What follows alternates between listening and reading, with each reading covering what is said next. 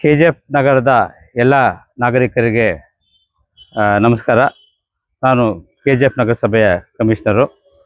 ದಿನಾಂಕ 24/11/2025 ನಗರಸಭೆಯ ಆವರಣದಲ್ಲಿ ಮಾನ್ಯ ಶಾಸಕರ ಅಧ್ಯಕ್ಷತೆಯಲ್ಲಿ ಸಾರ್ವಜನಿಕರ ಕುಂದುಕೊರತೆ ಸಭೆಯನ್ನು ಆಯೋಜಿಸಲಾಗಿರುತ್ತೆ. ಈ ಬಗ್ಗೆ 35 ವಾರ್ಡ್ಗಳಲ್ಲೂ ಕೂಡ ನಗರಸಭೆಯಿಂದ ವ್ಯಾಪಕವಾಗಿ ಪ್ರಚಾರವನ್ನು ಮಾಡಲಾಗಿರುತ್ತೆ.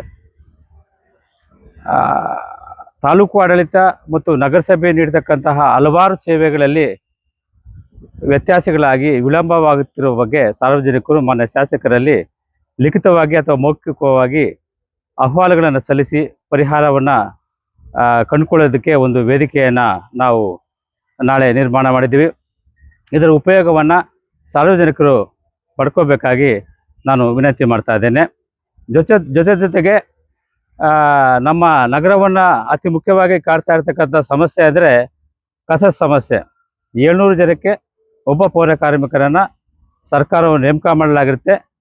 700 ಜನ ಕ್ರಿಯೇಟ್ ಮಾಡ್ತಕ್ಕಂಥ ಕಸವನ್ನು ಒಬ್ಬರೇ ಅದನ್ನು ಡಿಸ್ಪೋಸಲ್ ಮಾಡೋದಕ್ಕೆ ತುಂಬ ಕಷ್ಟ ಆಗುತ್ತೆ.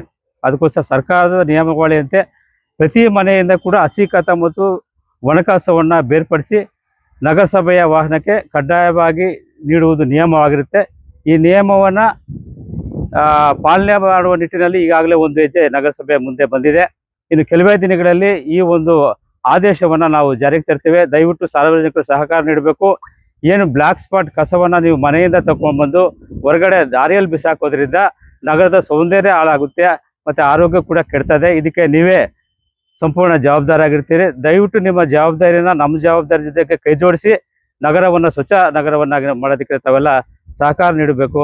ಕಾನೂನು ಕ್ರಮಕ್ಕೆ ಅವಕಾಶ ಮಾಡಿಕೊಡ್ಬಾರ್ದಂತ ವಿನಂತಿ ಮಾಡ್ಕೊಳ್ತೇನೆ. ಟೈಮಿಂಗು ನಾಳೆ ಬೆಳಿಗ್ಗೆ 10 ಗಂಟೆಯಿಂದ ಮುಗಿಯೋ ತನಕ.